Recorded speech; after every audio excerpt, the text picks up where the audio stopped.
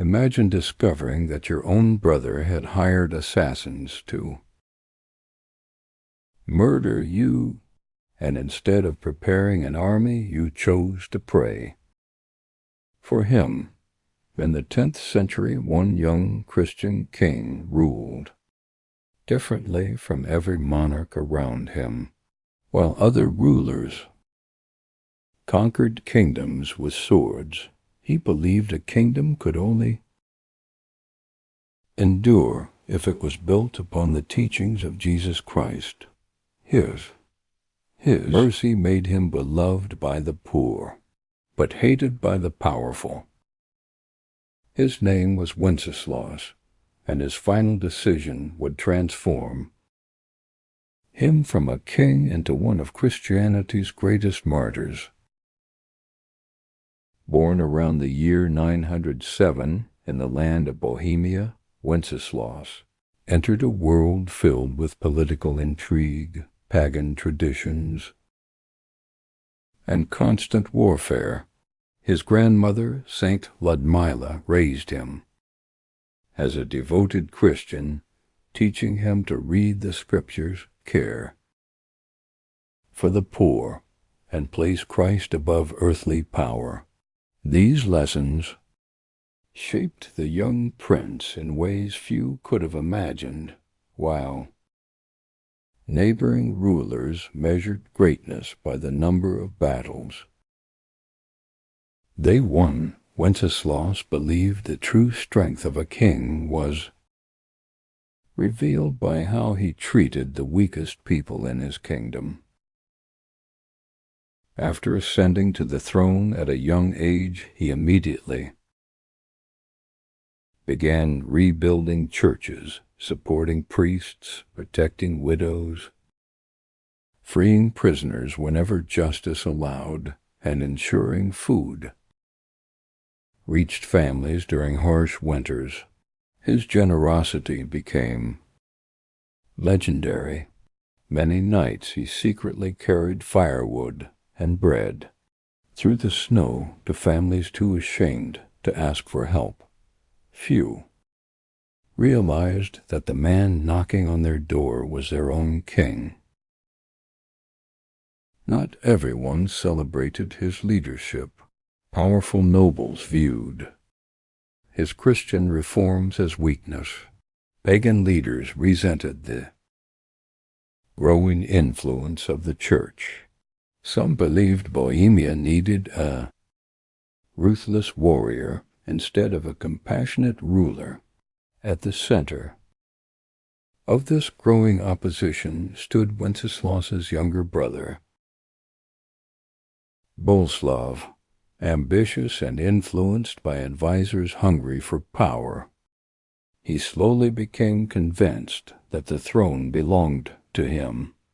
Over time, political disagreements turned into hatred. Secret meetings were held behind palace walls. Loyal soldiers were bribed. Assassination plans were discussed in whispers. Rumors reached the king that his own brother could no longer be trusted. His advisors urged him to arrest Boleslav before it was too late. Others begged him to raise an army and strike first. Wenceslaus refused every suggestion. "How can I preach the gospel?" he reportedly said, "if I answer fear with hatred?" One September morning, Boleslav invited the king to a religious celebration. Although many warned it was almost certainly a trap, Wenceslaus accepted the invitation without hesitation. Before dawn the following day, he walked toward the church to attend Mass, believing no place should ever become a battlefield. As he approached the entrance, his brother confronted him. An argument quickly erupted before armed conspirators emerged from the shadows. the king had every opportunity to defend himself. Contemporary accounts suggest he was physically stronger than his attackers and even managed to overpower Boleslav for a brief moment. Yet, instead of taking his brother's life, Wenceslaus released him. Within seconds, the remaining assassins surrounded the king and struck him repeatedly as he fell near the church door. Tradition records that he prayed not for vengeance, but for God's mercy upon those who were killing him. The young Christian king died only a few steps from the sanctuary he had come to worship in. The conspirators believed they had secured the throne forever. Instead, the opposite happened. News of the king's death spread rapidly across Bohemia.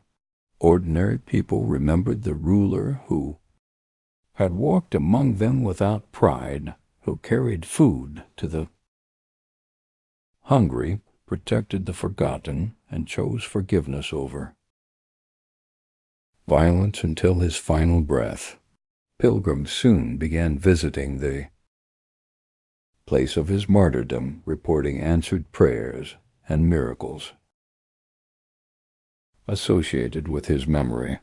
Churches were dedicated in his honor throughout Europe, and his story inspired generations of Christian rulers to understand that leadership was not about domination, but about sacrifice. More than 1,000 years later, Saint Wenceslaus remains the patron saint of the Czech Republic. His crown survives as a national treasure, but his greatest legacy was never the throne he occupied. It was the example he left behind that the greatest king is not the one who defeats the most enemies, but the one who follows Jesus Christ, even when forgiveness costs everything.